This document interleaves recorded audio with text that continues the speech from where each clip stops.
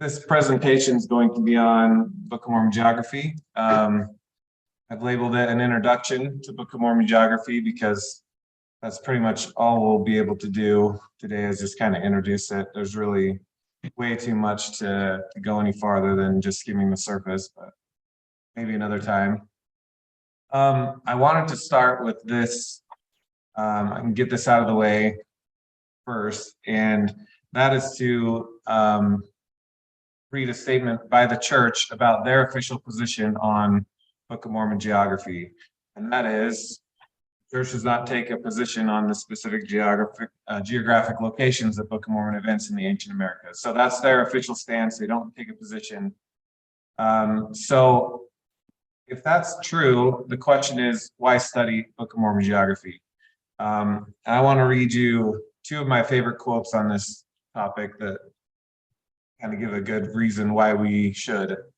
The first is by Joseph Allen. He said, "Of what value is Book of Mormon research? The answer is simple. The more we understand about the culture, language, history, and geography of the Book of Mormon, the better we understand the Book of Mormon. From personal experiences, we know that our understanding and motivation for studying the Bible increases as we walk on the Mount of Olives, as we sail on the Sea of Galilee. Likewise, our hearts are touched and our thoughts are enlightened, reading the history of the restored gospel as we stand in the sacred grove and as we ponder at Carthage. These same kinds of experiences await us concerning the Book of Mormon." So there's a lot that we can gain just by understanding kind of where it happened and that sort of thing. And we can really increase our appreciation of the Book of Mormon itself. Here's the second quote. Dr. John Lunn, he said, "All history transpires upon a geographical stage. Geography can be separated from the study of history and be its own discipline. History, however, cannot be separated from geography. They are forever intertwined." So, for example, it's going to be really hard to understand the history of the founding of America without also having at least a general idea of where those events took place. And the Book of Mormon is a history book, like it or not. And so it's really hard to study it as a history book if you don't have the geography with it. Those two disciplines are intertwined and really hard to be separated.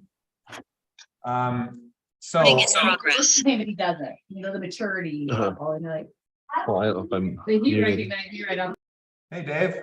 Oh, there he goes. Muted. Hey, I'm here. All right, welcome. Just in time. Okay, so we're going to lay some ground rules before we go too far. And these are, I think, super important when talking about Book of Mormon geography. So the authority for the Book of Mormon geography has to be the Book of Mormon itself. Any Book of Mormon geography model that contradicts the text of the Book of Mormon can and should be discarded. And to go along with those lines, while the Book of Mormon can be used to disprove geography models, it cannot prove any model true. Let me read that again. The Book of Mormon can disprove geography models, but it can't prove any model true. All it can do is allow a geographical model to remain as a potential candidate. So let me show you a quick example of what I mean by that. I want to look at one scripture in the book of Alma chapter 8, verse 6. It says, "When Alma finished his work at Melech, he departed thence and traveled 3 days' journey, and he came to a city which was called Ammonihah." So a reasonable estimate for distance traveled for an individual is somewhere, I don't know, around 10 to 20 miles per day is probably what an individual is likely to travel in any one given day. So this would mean that the city of Melech was probably somewhere between 30 and 60 miles from Ammonihah. This is just an estimate, but it's a good estimate. It's not too far of a stretch. So with that in mind, let's say hypothetically that you came across someone who theorized that the Book of Mormon took place in Utah. And in their internal map, they have Melech somewhere around Salt Lake City and Ammonihah somewhere near St. George. you would know that this distance contradicts the text of the Book of Mormon, because Alma would not have walked 100 miles per day during his journey. And if you disagree with that, I would like to see you walk to St. George in 3 days. Okay. It's just not realistic. So we can use the text of the Book of Mormon to reject this particular map, because the Book of Mormon does not allow for this distance to happen. Now, let's say hypothetically you came across a similar map, but this map has Ammonihah near Provo. You would know that this distance, about 45 miles, is consistent with how far likely, or Alma likely would have journeyed in 3 days. So does this mean that this map has proven once and for all that the Book of Mormon took place in Utah? No, of course not.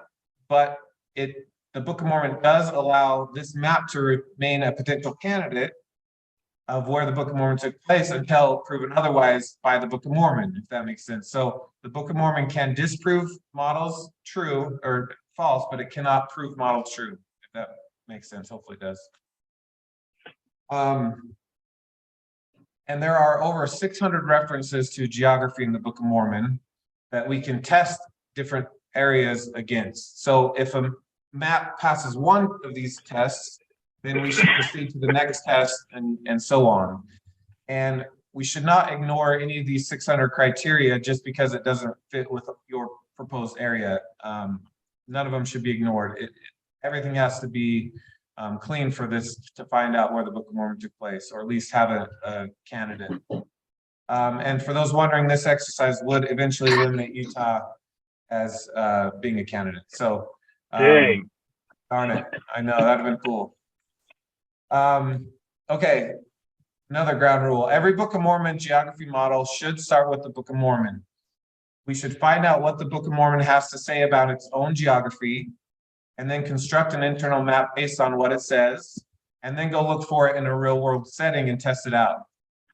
Models that do this the other way around, where they start from a real world setting and then try to make the Book of Mormon fit into their proposed area, often end up ignoring certain Book of Mormon criteria, and they may end up twisting the Book of Mormon into saying something that does not say.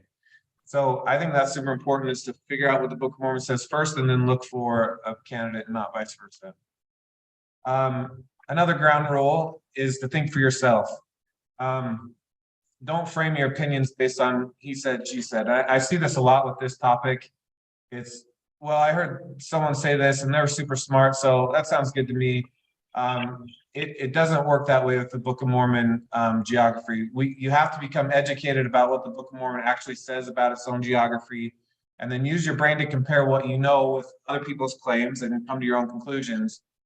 And this is much harder to do if you don't know your Book of Mormon. Like that original example we talked about, if you were to see a map, you wouldn't know if Ammonihah and Melech were close enough together unless you know that that's a 3 days journey. Like the more you know about the Book of Mormon, the easier it is to see a map and say that could work, or that should be eliminated. So with that out of the way, we're going to try an exercise. We are going to create an internal map of the Book of Mormon based on the text of the Book of Mormon and nothing else. We're going to look at somewhere around 20 criteria. We're not going to look at the full list of 600. That would be fun to do, but we just wouldn't have time. And then once we have our internal map, we're going to then apply it to some real world settings and test it out. So the first criteria, there must be a land northward and a land southward. The Book of Mormon talks about these two lands all the time. And so here you can see on my screen that I've done a quick sketch of a land northward and a land southward. So this is our very basic Book of Mormon map. Hopefully there's no disagreement so far. We good so far? All right, Success. Success. Go ahead. No, I was just going to say success, Rick. You started strong. Okay.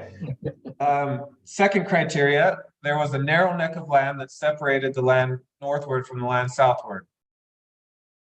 Alma 22:32 says there being a narrow neck of land between the land northward and the land southward. Third criteria, this narrow neck of land was surrounded by seas. Ether 1020 said, they built a great city by the narrow neck of land, by the place where the sea divides the land. Think about that phrase for a minute, where the sea kind of cuts into the land and divides the land. Hey, Rick, Yeah, now you just jumped from Nephite to Jaredite in Yeah. that explanation. Are we looking at the same thing? yeah. Are we So, certain of that? yeah, the narrow neck of land, because and we'll talk about this in a minute, but the Jaredites lived by the narrow neck of land in the land northward, and the Book of Mormon ended in the narrow neck of land where the Hill Cumorah was and things. So, yeah, they shared the same land or part of the Book of Mormon. So yeah, we're talking about the same thing. Okay. Okay. Alma 50 verse 34 says, Moroni's army traveled by the narrow pass, which led by the sea into the land northward, yea, by the sea on the west and on the east. So there's seas on the west and on the east of this narrow neck of land.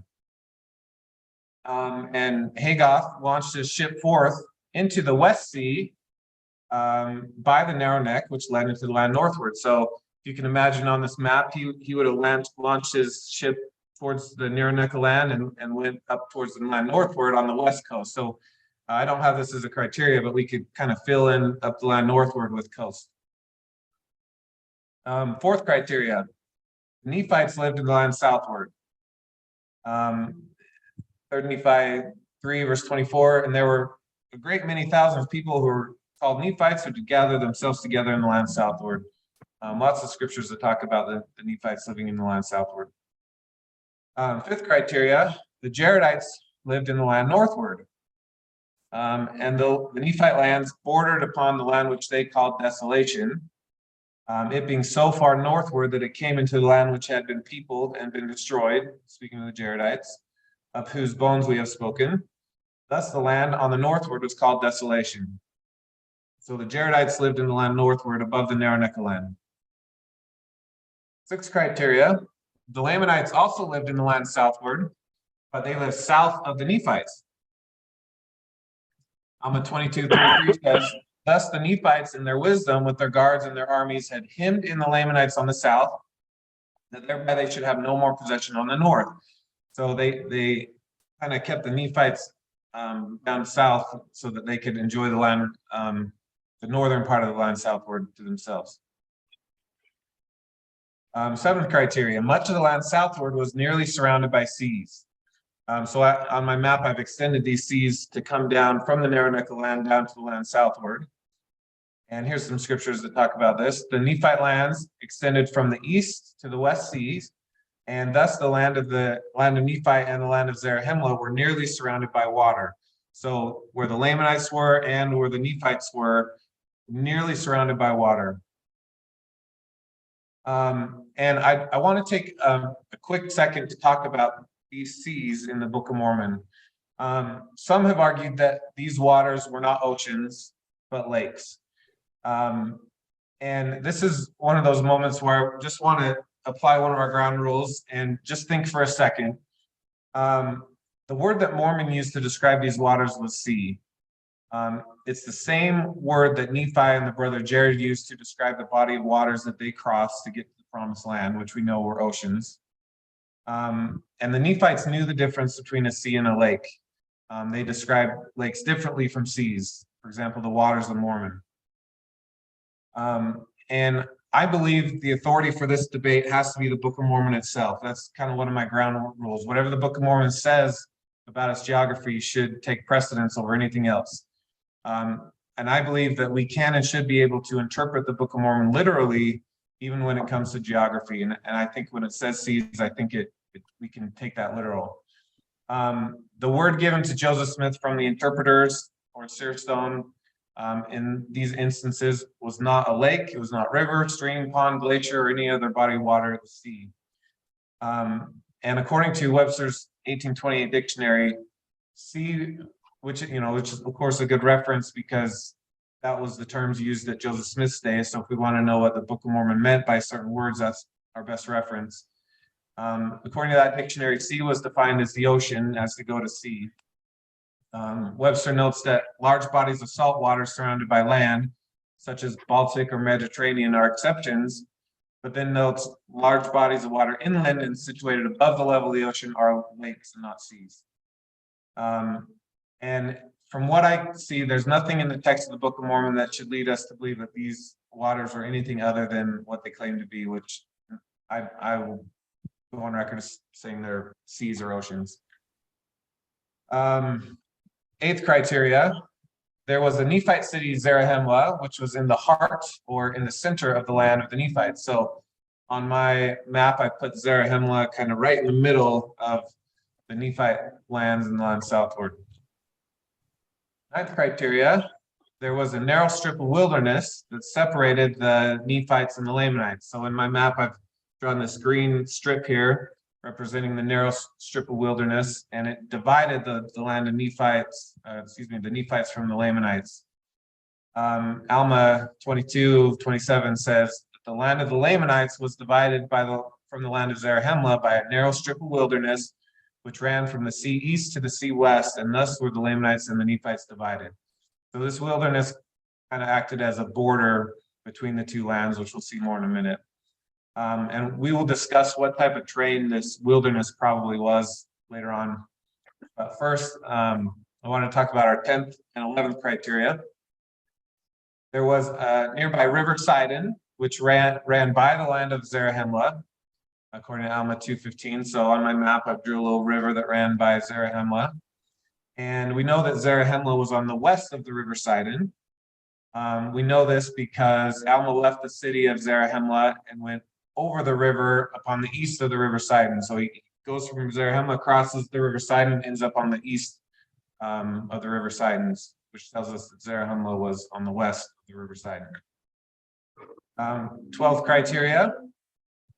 The river Sidon originated in the narrow strip of wilderness. So on my map, I've kind of extended this river to come all the way down to this narrow strip of wilderness where it started. And we know that it started in this narrow strip of wilderness by the following passages. Alma 22:27, a narrow strip of wilderness which ran by the head of the river Sidon. The Nephites had taken possession of all the northern parts of the land bordering on the wilderness at the head of the river Sidon.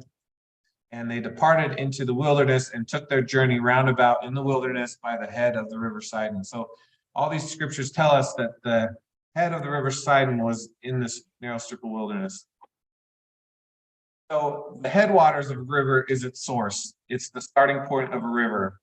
And in fact, this same definition was used earlier in the Book of Mormon. If you remember Lehi's vision of the tree of life, he sees a river of water. And then he says, I looked to behold from whence it came, meaning where's this water coming from? And I saw the head thereof a little way off. So the head of the water is synonymous with from whence it came, or its starting point. And that definition is true today. The headwaters of a river is its starting point.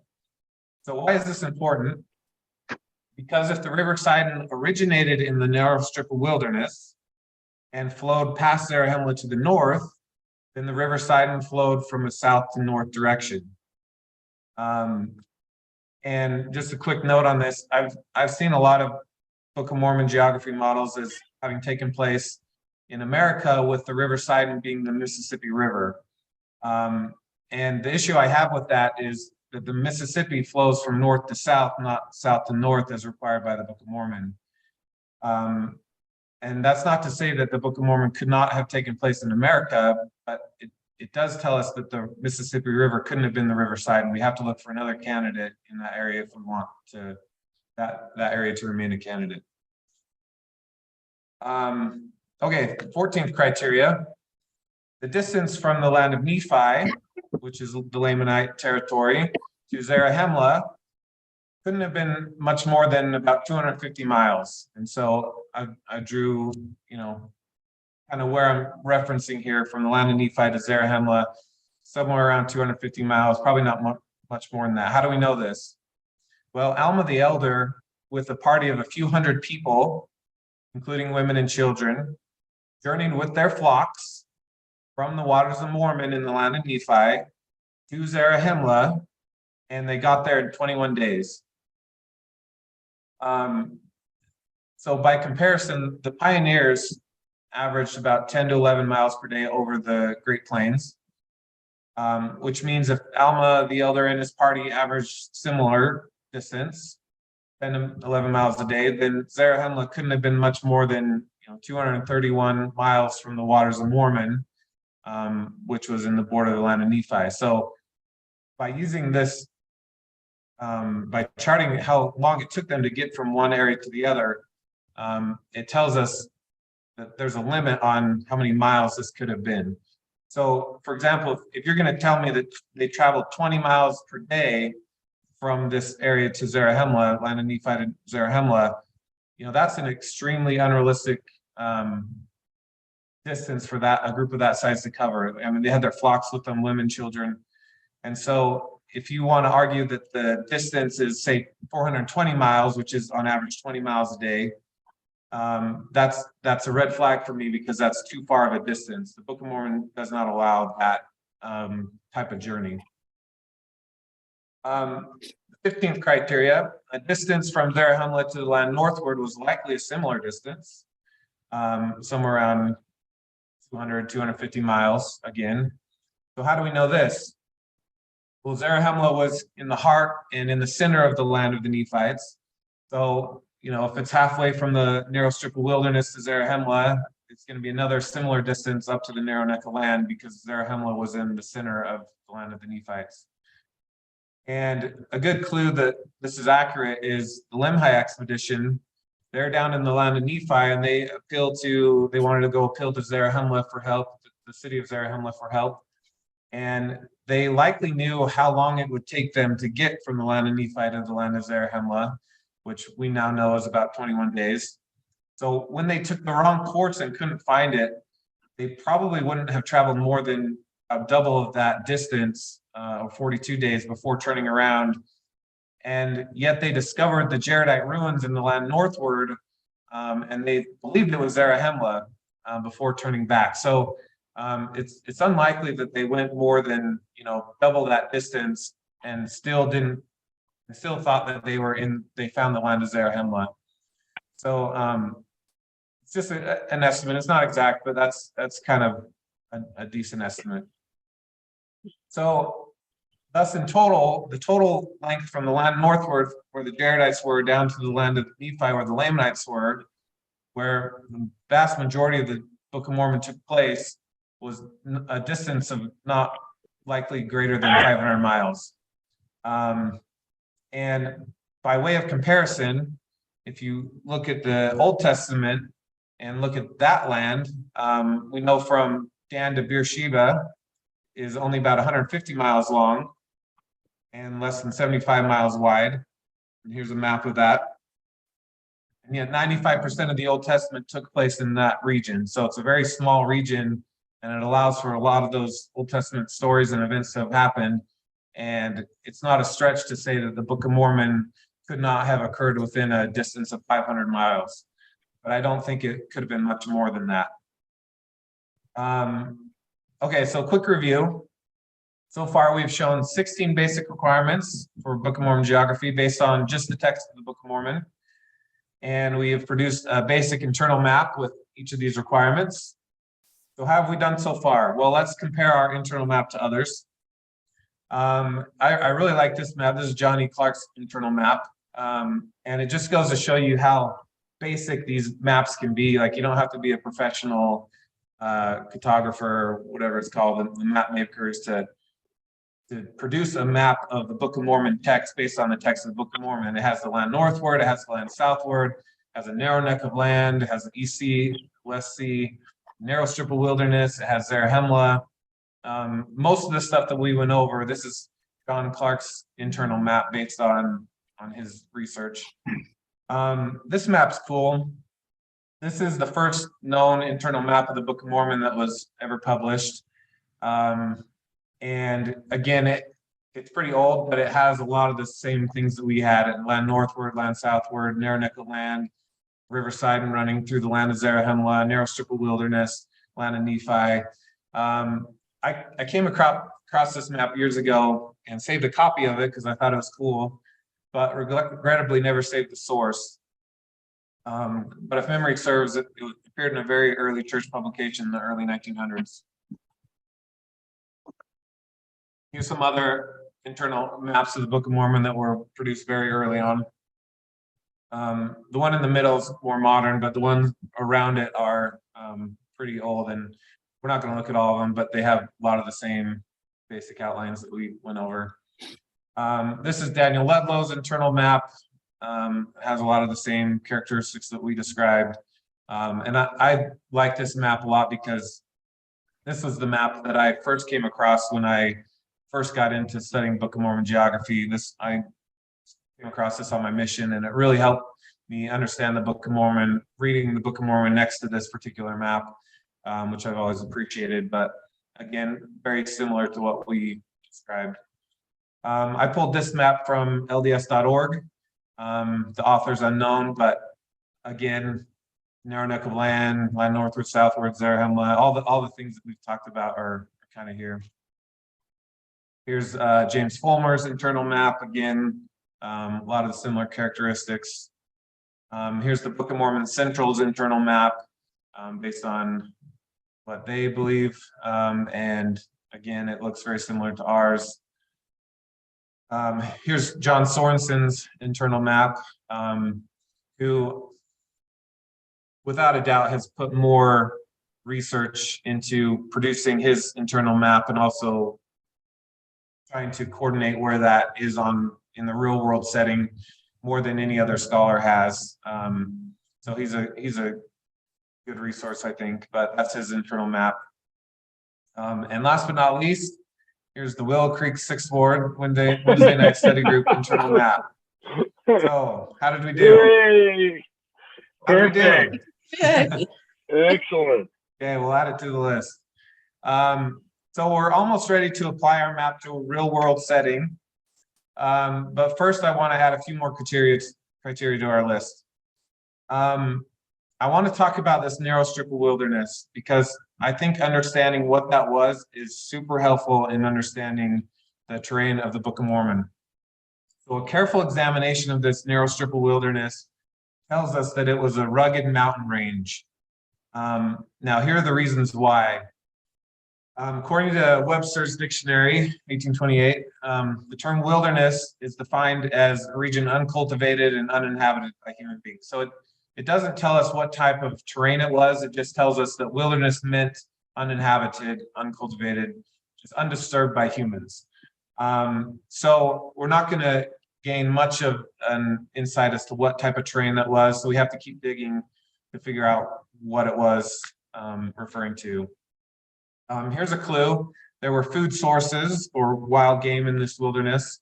So the sons of Mosiah took slings and bows and arrows and went into the wilderness so that they could provide food for themselves while they were there.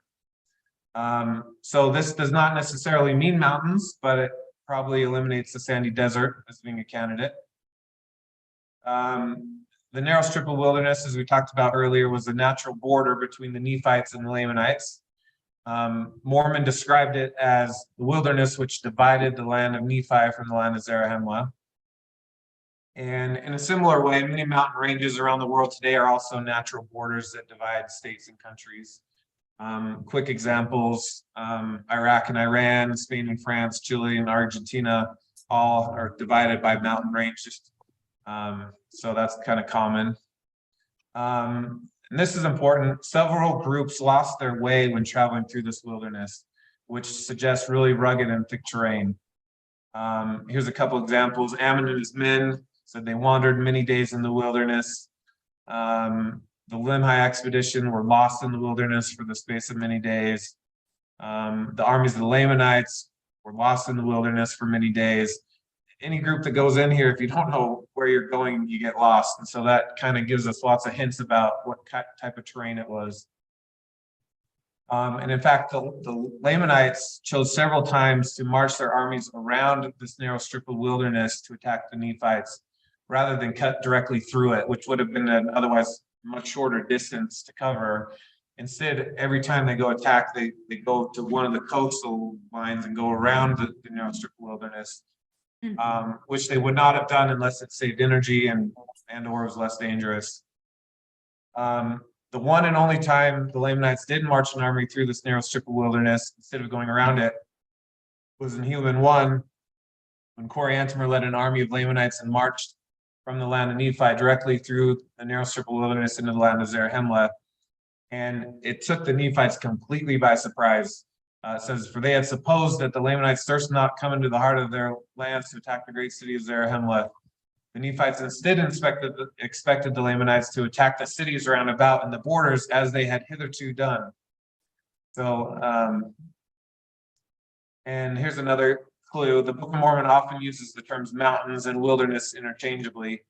For example, they would retreat back into the mountains and into the wilderness, and they were obliged to return out of the wilderness, out of the mountains, to their own lands. Here's another clue. We already talked about the river Sidon starting in this narrow strip of wilderness. And as we know, mountains are one of the more common places for rivers to originate. Now we have some flooding issues with all the runoff from the snow that's likely to come in the next few weeks in our area because of the river that starts in the mountains, and the snow melt is going to come bring it down. So we were just talking about that before the meeting started, but again, mountains are one of the more common places for rivers to originate. Which brings us to our 18th criteria. This means that the narrow strip of wilderness was higher in elevation than the land of Zarahemla was. All rivers flow from a higher elevation to lower elevations without exceptions.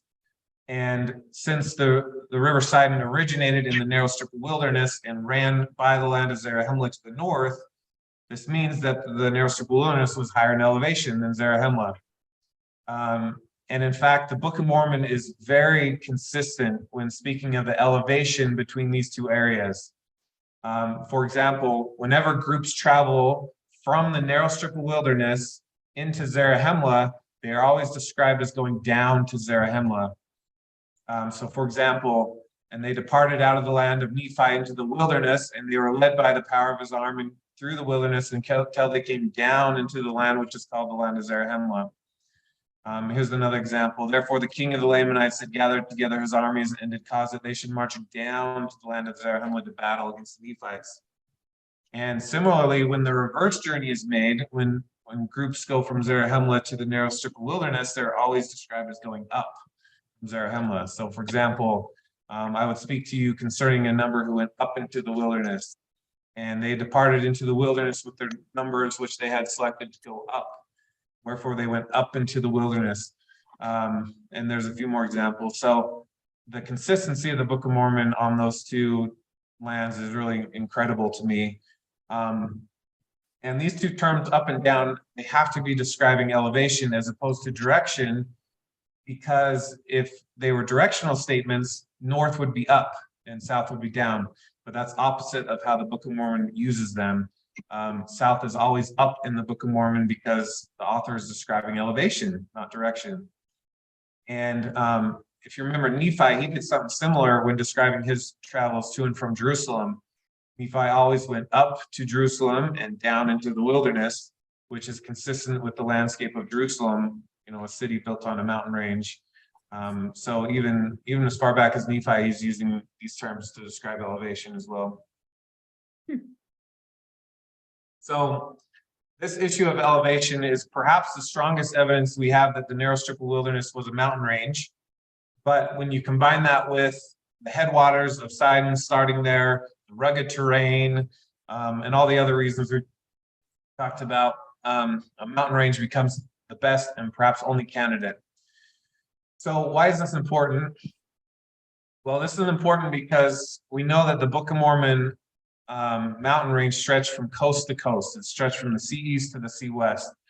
Mormon makes that clear. He says, a narrow strip of wilderness which ran from the sea east even to the sea west, and thus were the Lamanites and the Nephites divided. So this wilderness touched two coasts. So how hard would it be to find a mountain range in a real world setting that ran east and west and touched two oceans, stretched from coast to coast? Here's where I believe the Book of Mormon took place. And you can see this image, this mountain range in brown. This is from Joseph Allen's book, but this is what he says about it. Without question, the most reliable and significant geological statement regarding Book of Mormon geography is a narrow mountain range that runs from east to west and touches two oceans. Only place in the New World where a narrow mountain range runs in an east-west direction and touches two oceans, both Book of Mormon requirements, is the Cuchu Montana's mountains. Do you And win so- it? What's that? I do not speak Spanish, and I'm a little worried because there's a bunch of Spanish words coming up in these slides, and I'm going to butcher them. But who said that? Well, the Uintas, can you hear me? Yeah. The Uintas run east and west, but it's, I mean, north, they run east and west, but that's rare. It's rare. It is very rare to have a mountain range on the Western hemisphere that runs east to west. Yeah, and it's not just that it has to run east to west; it has to run from the sea east to the sea west. It has to Right. touch two coasts.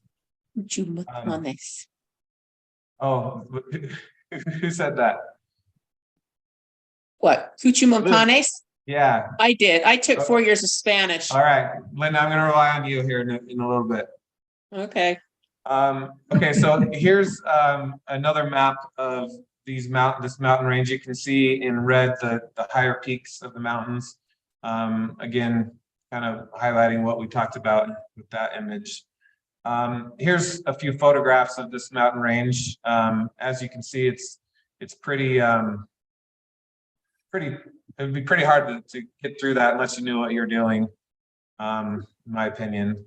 But since this is the only known mountain range in the New World that runs from east and west and touches two oceans, we are going to use this mountain range as our anchor and start placing other Book of Mormon criteria around it and see how it stacks up.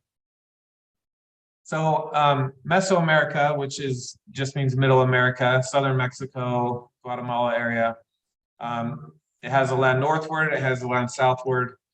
It has a narrow neck of land, which separates the two lands, with oceans on both sides of the narrow neck of land. It has a sea east and a sea west. It has a land southward that is nearly surrounded by water. I really like that description that Mormon uses. The land southward was nearly surrounded by water. If you look at that land southward, I mean, it really is nearly surrounded by water. It has a mountain range that runs from east to west and touches two oceans. And it has a major river, the Grijalva River. Did I say that right, Linda? Grijalva. Okay. That river runs from south to north, and it starts in this mountain range. So that is a really good candidate for the river Sidon. It's about 450 miles from the top of the line northward to the bottom of the line southward. Now, this does not mean that the Book of Mormon took place in Mesoamerica. Remember, the Book of Mormon cannot prove any model true. All it can do is allow Mesoamerica to remain a candidate until it's proven otherwise. So this map can and should be tested against all the other 600 criteria given in the Book of Mormon, which we're not going to do tonight. But there have been dozens of books and hundreds of scholarly articles that have attempted to do this very thing, which with very favorable results so far, in my opinion. So, questions or concerns about our map so far? Curious to know what your thoughts are or what concerns you might have. The obvious problem is the land northward is the land westward, and the land southward is the land eastward. Good, you read my mind. So, yeah. So, But I think they knew where they were coming from. And knowing that they were coming from the Pacific Ocean and proceeding east, they would have a sense that the West Sea is the west, even though it was really the South Sea was really the West Sea, because that's where they arrived from. Right. So let me address that, because that is one of the more common criticisms of the Mesoamerican model, is that it seems like the land northward is more west and land southward more east. And that is true. However, according to most Mesoamerican advocates, and this is also what I believe personally, the vast majority of the Book of Mormon occurred in this red circle that I drew in this area, this is where the majority of the Book of Mormon events took place, is right along in this area. So in other words, the land northward was northwest of Zarahemla, which was northwest of the land of Nephi, etc. So it kind of ran from a southwest to northwest direction. And Mormon used the 4 cardinal directions often in the Book of Mormon, but he never used those terms when describing these 2 lands. It was never the land north and the land south. It was always the land northward and the land southward. He talks about a West Sea and East Sea. He talks about going east, west, but he doesn't ever refer to these 2 lands as the land north and south. They're always the land northward and southward. And I added this compass here, which kind of gives you our interpretation of what northward meant in the Book of Mormon. So true north is straight up, and then northward would be slightly north, which really aligns almost perfectly with the area that we believe the Book of Mormon took place in. So And it also seems that it took the perfect direction to make it so that both sides could argue. It's on 40. Yeah. It's a 45 Plenty degree of thing. So, ambiguity there. yep. Yeah. Opposition in all things. right. But if you look at the inhabitable lands, in the land northward, it looks like the flatter, more cultivatable land is on the east side of the land northward. So that would make it more northerly, where the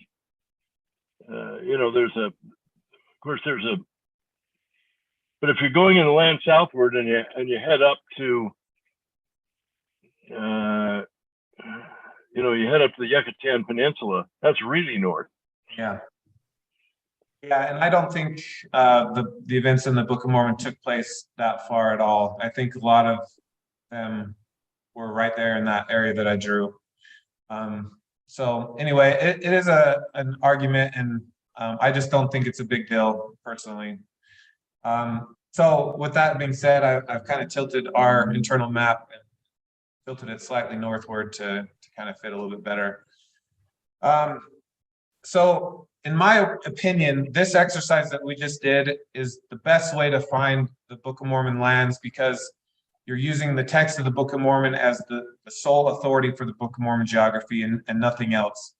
And really that is the authority for the land and what we should be using. So I'm not going to test the criteria that we went over today in any other parts of the New World. You're welcome to do that on your own if you want to see how another area stacks up to what the Book of Mormon requires. But so the next part of my presentation is, I'm going to shift gears just a little bit. What I've discussed is kind of the main reasons why I believe the Book of Mormon took place in Mesoamerica. Everything that I'm going to talk about now, I just think is cool, and I think it supports that theory, but nothing that I'm going to say after right now is any reason that I believe that the Book of Mormon took place there. It's just kind of interesting stuff that I've kind of collected over the years. But the reason why I believe the Book of Mormon took place there is because of this experiment that we did tonight, that I've been doing for years and years, and looking at this area and testing it with the Book of Mormon. So, for example, we talked about volcanoes the last time I presented. There's a reason I spent an entire hour during that presentation arguing the case for volcanoes being the leading candidate for the 3 days of darkness in 3rd Nephi. Mesoamerica is one of the few areas in North America that actually has volcanoes, either active or inactive, until you get super north to Alaska and things. But and we talked about this last time too. LDS geologist Jerry Grover, he's in his study, he looked at all the volcanoes and he found one that was active in the 1st century BC, that also sat on a fault line, which is right there, which would easily cover that circle that I kind of drew of the Book of Mormon lands. But if not San Martin, then there are literally dozens of other potential candidates for the volcano in Third Nephi. Like these are all of the volcanoes just in the area of the Book of Mormon or near the area of the Book of Mormon. And any one of these could have been the volcano. So I want to talk about Olmecs real quick. The Olmecs were a group, a civilization that lived in this orange area long time ago. And so if this area was Book of Mormon area, then we should expect to find ancient civilizations here that fit the Jaredites, the Nephites, and the Lamanites during the correct time periods. If there's no evidence of that, then this theory isn't nearly as strong. The Olmecs, who are a potential candidate for the Jaredites, were a massive civilization that lived north of the narrow neck of land from approximately 2000 BC to 300 BC, when they suddenly collapsed as a nation for reasons unknown to historians. Here's a quote from one textbook on the Olmecs. So the Olmec population declined sharply between 400 and 350 BC, though it is unclear why. Although some Mexican historians believe civil war to be a leading candidate for their downfall. Similar to the Jaredites, the Olmecs had a known written language, and they often wrote on stones. And if you remember, in the days of Mosiah, there was a large stone brought to him with engravings on it, and he did interpret it by the gifted power of God. And the Olmecs were the only known civilization in the New World during this time period with a known writing system, which I think is important. I want to introduce you to a man named Fernando de Alva Cortez. And Linda, do you want to pronounce that last name? No? Ixtlilxochitl. How's that? It sounds good to me. All right. So he was a Mexican historian around 1600 AD, and he compiled all the ancient texts available to him on the history of his people and wrote a history of Mexico, similar to what Josephus did for the Jews. And here are a few excerpts from his written history of the Olmecs, which is very similar to the first few chapters of the Book of Ether, in my opinion. So this is what he said. He said, after time, great lightning and storms from the heavens destroyed mankind. And I think he's referring to the Great Flood. After the earth began again to be populated, they built a Zakuli, which means tower, to protect themselves against a second destruction of the world. As time elapsed, their language became confounded, such that they did not understand one another, and they were scattered to all parts of the world. The Toltecas, who I think is the brother of Jared's group, consisting of 7 men and their wives, were able to understand one another, and they came to this land, having crossed many lands and waters. And after many years of travel, they settled in their homeland. So this is his history that was written 200 years before the Book of Mormon, and it seems to fit the actual history of the Jaredites very well, in my opinion. So let's talk about another civilization that came after the Olmecs, which were the Maya. The Maya were a potential candidate for the Nephites and Lamanites who lived in this area that we've been talking about during the required time period of the Book of Mormon. And I really like Mormon's, what he says about what eventually happened to this area. He said the whole face of the land had become covered with buildings, and the people were as numerous almost as it were the sands of the sea. So we should expect to find buildings in these areas that date back to this time period, and they're all over the place in this region. You can see pictures of some of them. So the Maya, much like the Nephites, had a known writing system, and they wrote in books called codex. And this image that you're seeing is a photograph that I took. I don't know, 4 or 5 years ago. There was an exhibit that came through Utah called the Maya. I don't know if anyone went to that, but I was excited to go to that because it's who I feel the Book of Mormon people were, and this is one of their codex that they had, dating back to the time period of the Book of Mormon. Let's see. These codex were always folded. They were never rolled like the scrolls in Jerusalem. which I think is cool. Like if you read like the story of Alma and Amulek, they began to unfold the scriptures to Zeezrom, which may be literal if this is the type of scriptures that they were using. They unfolded the scriptures. And if you remember back to the movie The Testaments of One Fold and One Shepherd, their prophet had these codex that were folded, which is kind of cool. But the reason I think this is important, according to Joseph Allen, the Book of Mormon was made possible as a result of a written language. Scholars have determined that the only place in the American continent where a written language was used during the time period in which the Book of Mormon history, coupled in the context of a high civilization, was in Mesoamerica. This fact alone virtually eliminates any other geographical area from being considered as lands of the Book of Mormon. I can't put enough emphasis on the text that these people could read and write, and they had text. So two Comoras. So one of the main arguments I hear about Mesoamerican model is, how could the Book of Mormon have taken place in Mesoamerica if the plates were buried in New York? And as improbable as it may sound, I believe Moroni journeyed on foot from the narrow neck of land in southern Mexico, New York, to New York, around 2,500 miles, where he eventually buried the plates. And here's why I believe that. First, yes, it is possible. In 1589, a man named David Ingram was an English sailor, walked 3,000 miles from Mexico to Nova Scotia, Canada, which was a similar distance, and it took him 9 months. And here you can see on my map, I Google mapped it to see how long it would take someone to walk that, 808 hours. Lewis and Clark traveled 4,000 miles from St. Louis, Missouri to Oregon and back in 28 months. Most of the handcart companies walked about 1,500 miles from Nauvoo to Salt Lake City in less than 4 months. So it's possible. Second, the Book of Mormon allows for it.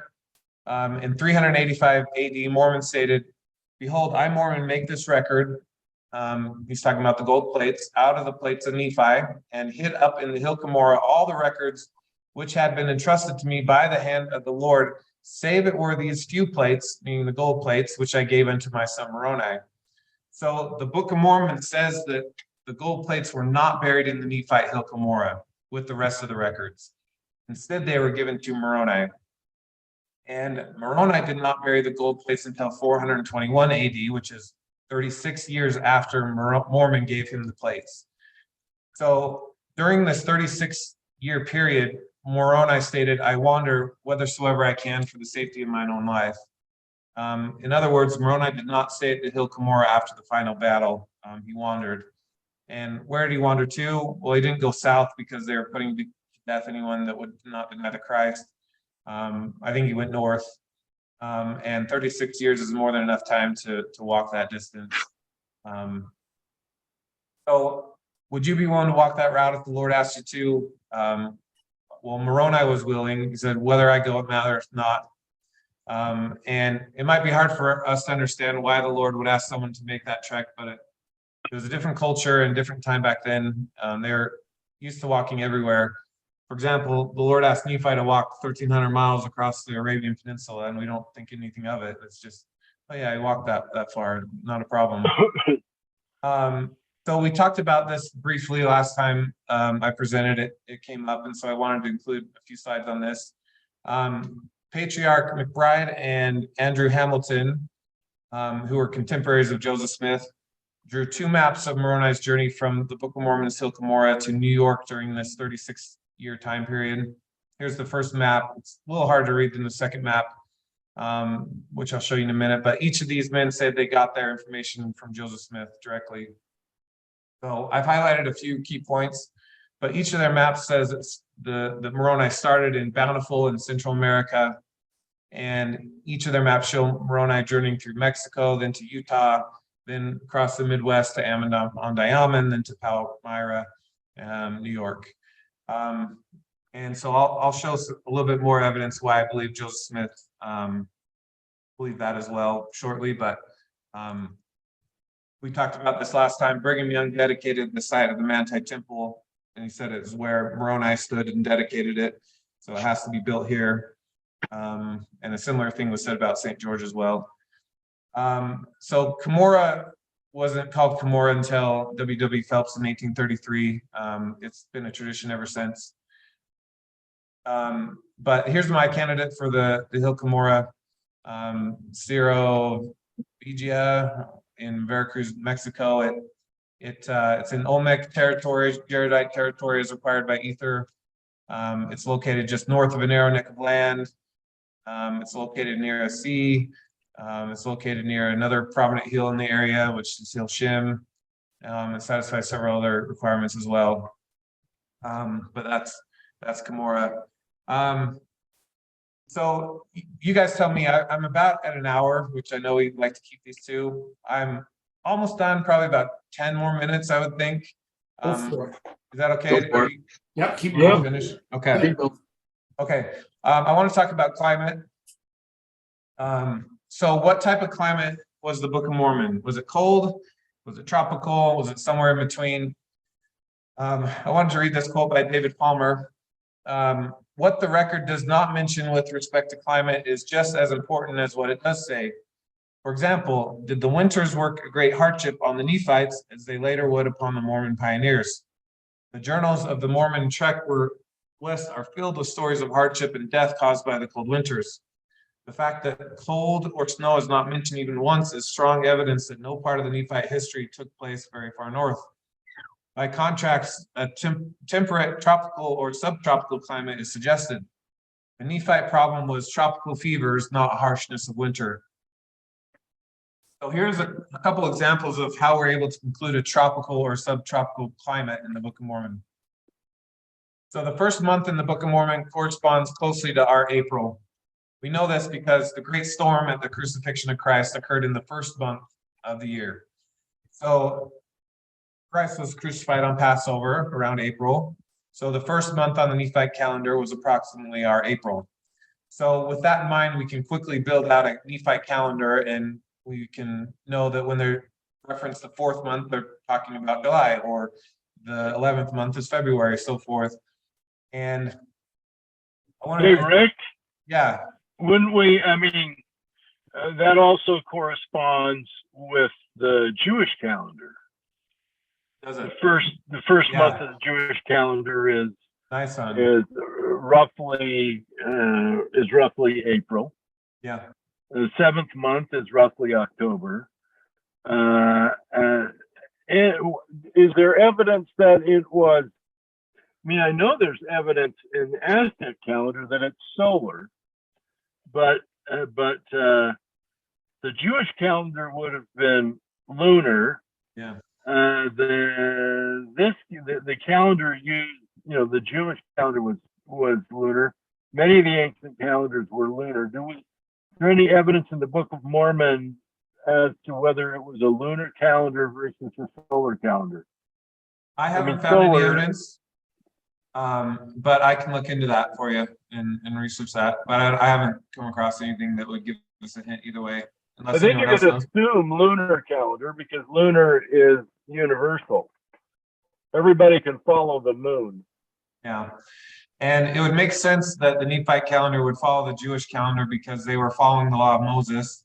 And Right. in Exodus 12, the Lord changed the first month, Nisan, the fourth month, Nisan. They said that's going to be your first month now. And so that kind of was directed by the Lord. And I think the Nephites probably would have followed that and brought that tradition with them.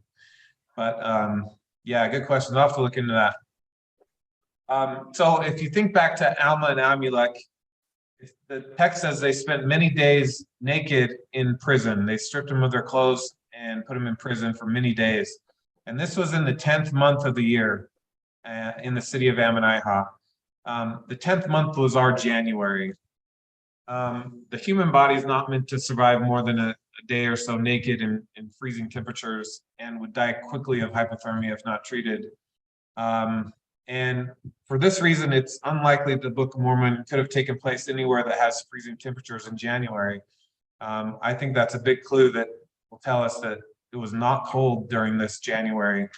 A Mesoamerica setting for the Book of Mormon would allow for the story because temperatures in January don't drop much lower than the mid-60s at night in that part of the world at that time of the year. Another example, in the 12th month, which is our March, the Lamanites went to war against the Nephites, and they were naked, save it were a skin which was girded about their loins. So it's not a good idea to go to battle with only a loincloth in cold climate area. But if that weren't bad enough, during this war, the Lamanites began to cross the River Sidon, covered only in their loincloths.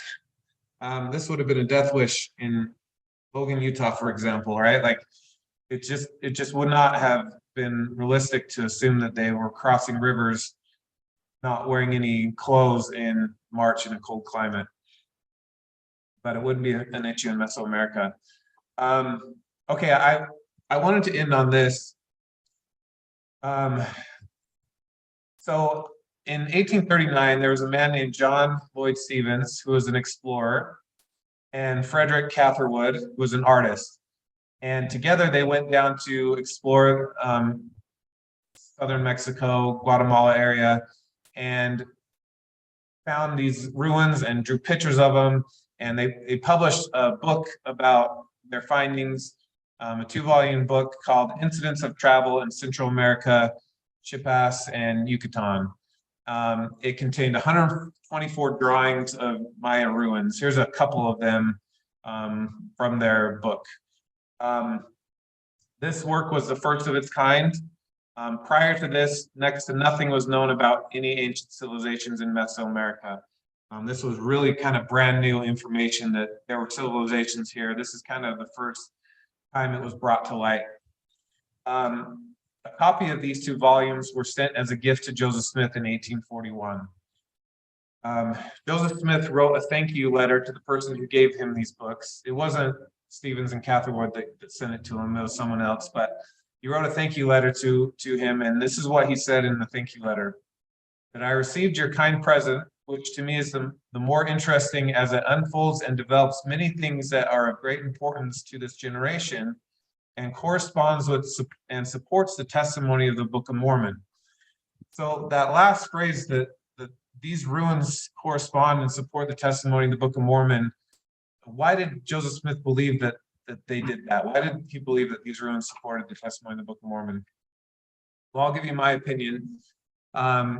Lucy Mack Smith said, in the course of our evening conversations, Joseph would describe the ancient inhabitants of this continent, their dress, their manner of traveling, the animals upon which they rode, the cities that were built by them, the structure of their buildings with every particular of their mode of warfare, their religious worship, as particularly as though he had spent his life with them. And Joseph Smith said that during Moroni's visits, said, I was also informed concerning the Aboriginal inhabitants of this country and shown who they were, from whence they came, a brief sketch of their origin, progress, civilization, laws, government. So he was shown, I believe, in vision, the Book of Mormon events very early on in his calling, but was never actually told where they took place. That's my current stance, in my opinion. But once he received this report from Stevens and Catherwood, he, I believe, recognized these ruins as Book of Mormon lands immediately, and from this point forward, started to teach as much that they were Book of Mormon lands. For example, in the history of the church, Joseph Smith is described as stating, Messrs. Stevens and Catherwood have succeeded collecting in the interior of America a large amount of relics of the Nephites or the ancient inhabitants of America treated of in the Book of Mormon. So he believed that these relics were Book of Mormon from Stevens and Catherwood. Okay, so Stevens and Catherwood's discoveries were later written about in the Times and Seasons. It was a church newspaper in Nauvoo, during which time Joseph Smith served as the editor, meaning he was 100% responsible for the contents of the Times and Seasons. In fact, Joseph Smith said of the Times and Seasons, I alone stand responsible for it. So Joseph Smith is taking responsibility for what is being printed and said in this newspaper. And here are a few clips from several different editorials of the Times and Seasons while Joseph Smith was editor. That if men in their researches into the history of this country were to examine the Book of Mormon, they would find that a great and mighty people had inhabited this continent. Stevens and Catherwood's research in Central America abundantly testify of this thing. The stupendous ruins, the elegant sculpture, and the magnificence of the ruins of Guatemala and other cities corroborate this statement. Their ruins speak of the greatness of the Book of Mormon. The Book of Mormon unfolds their history. Here's another one. Said from an extract from Stevens' Incidents of Travel in Central America, it will be seen that the proof of the Nephites and Lamanites dwelling upon this continent, according to the account in the Book of Mormon, proving the Book of Mormon true in the eyes of all people. Here's another one. Since our extract was published from Mr. Stevens' Incidents of Travel, we have found another important fact relating to the truth of the Book of Mormon. Central America, or Guatemala, once embraced several hundred miles of territory from north to south. The city of Zarahemla, burnt at the crucifixion of the Savior and rebuilt afterwards, stood upon this land. It is certainly a good thing for the excellency and veracity of the divine authenticity of the Book of Mormon that the ruins of Zarahemla have been found.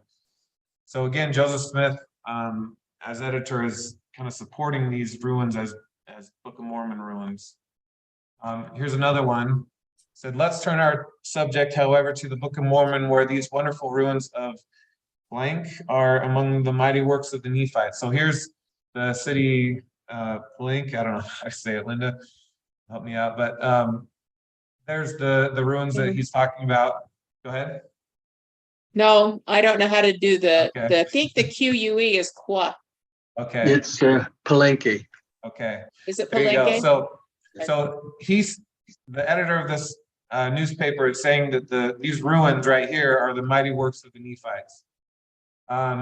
Here's another one. Mr. Stevens, great developments of the antiquities are made bare to the eyes of all the people by reading the history of the Nephites in the Book of Mormon.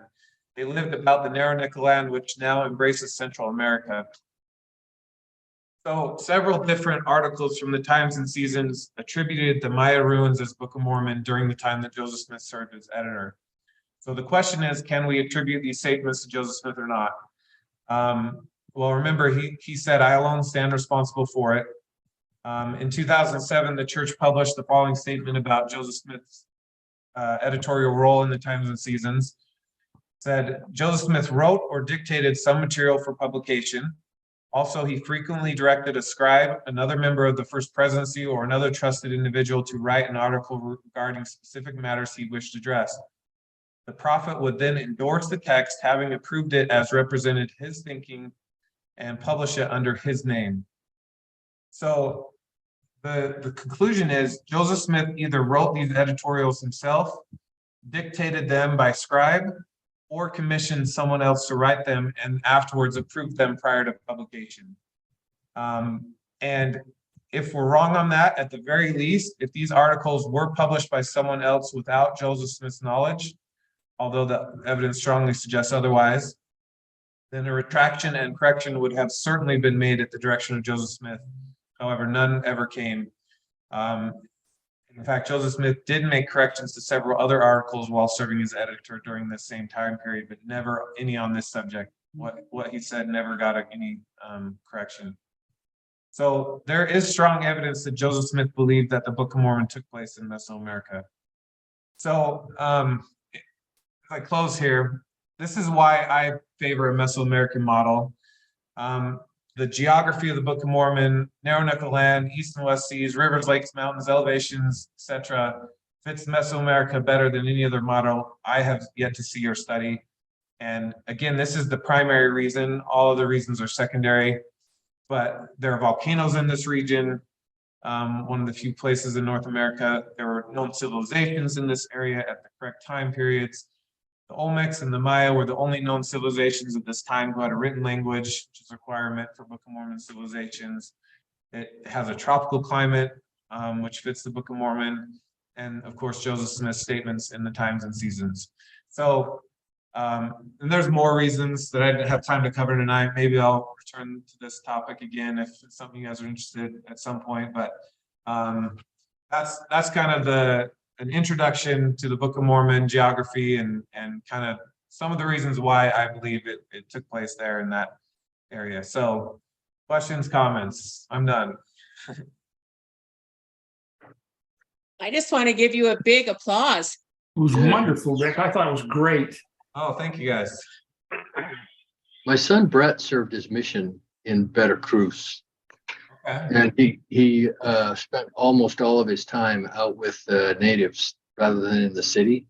Uh-huh. And he came home speaking a lot about the Olmecs and the native legends and stuff that were there, especially a lot of them support the stuff that you were talking about here, about the hill there, and the locals there think that Cumorah was that same hill. The name escapes me here, but this is consistent with his experience there as a missionary.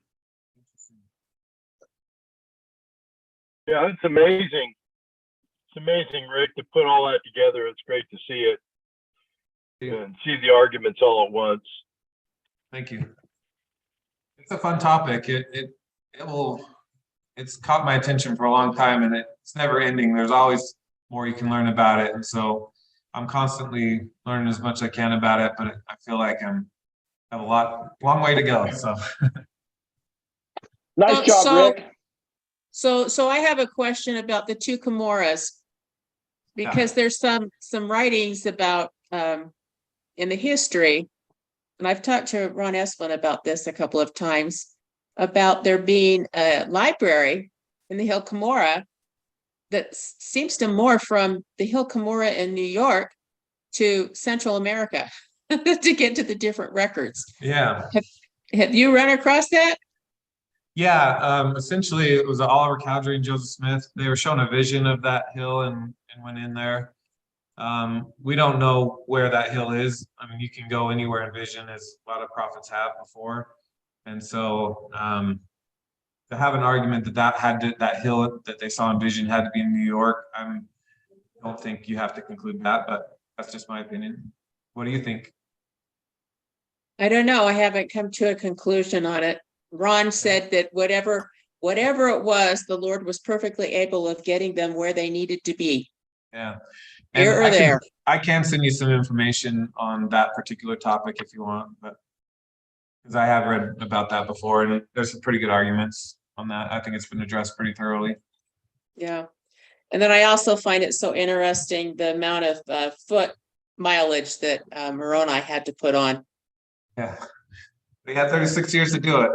He had 36 years to do it. And, about how many, did he have many visitors except the 3 Nephites? I mean, he does say that they came occasionally. Well, I think there was 21 survivors that the Book of Mormon talks about the final battle of Nephites that were at the Hill Cumorah. And I think that those 21 people went with Moroni. I don't think he was alone. I think he went with that group, and there's a bunch of reasons why I believe that. I don't have time to go into them now, obviously, but so I don't think he was a lone traveler. I think at least for part of the journey, he was with others. How many temples did they dedicate along the way besides St. George and Manti? Well, they probably built altars near Adam-on-Diamond because Joseph Smith said that there were some altars near Adam-on-Diamond, and he called them Nephite altars. And so that leads me, and we know that Moroni went through that area, and I believe he went through with a group of Nephites. So that would be consistent with Joseph Smith's statement that these altars in that area were Nephite, because that's where that group passed through. That makes sense.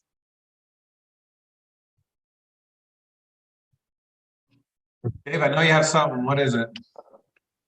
Oh, I've got something. No, Rick, I think you made a great argument. The realization is there are a lot of really great things you said with regards to where things took place, distances, and everything. For those who don't know, Rick and I have been going on in an argument on this for about a year now, off and on. I send Rick something, then he sends me back something, and then Rick cries, and I rejoice in my victory. But I've always Rick is much more of a technical person. I love the going through the steps of everything. I've always believed the Book of Mormon took place here in America, just because not necessarily on the geographical standpoint, but more on the promises standpoint. There's promises with regards to the land, and the only criteria I see that it fits is here in America. Not to say it couldn't fit in Guatemala, like you said. We look at different things. We don't know the exact definition or the exact place of where they all took place. But I think the promises made in the Book of Mormon have more of a distinct location here in America. So that's where I've always changed. Rick's much more of a technical guy, but as far as a presentation, Rick, you almost had me sold. I thought that was great. Almost. Darn it. Thanks, Dave. You got to bring in. You can't just look at the geography. You got to bring in the promises of the people and the land and things. And Well, Dave, I've left this open for presentation from your point of view, so I'm sure the rest of the group would love that, honestly, and I would too. But I again thoroughly enjoyed it, and so glad you did it. It's great. Thanks. Dave, it sounds like you threw the gauntlet. Are you going to pick it up? Oh, we could pick something up. That's right, possibly. I don't think I'd have the cool drawing that Rick had, but we could have some ideas.